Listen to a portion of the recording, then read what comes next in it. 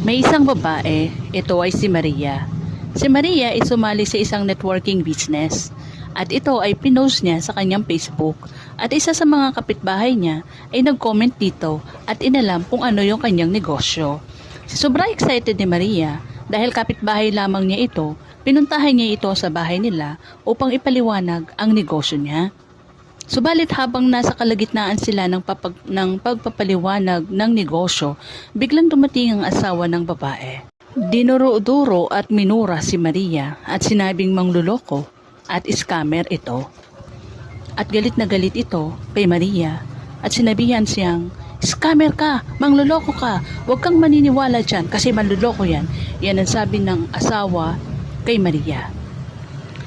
At dahil doon, ngumiti na lang si Maria at nagpaalam na sa mag-asawa.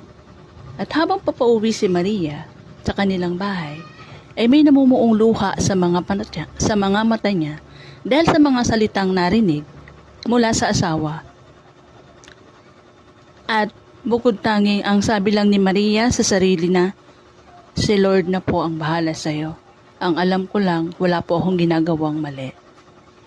Lumipas ang 2 taon, nabalitaan ni Maria na ang lalaking ito ay namatay dahil sa dengue. Ano kaya ang naging reaksyon ni Maria nung nalaman niya iyon?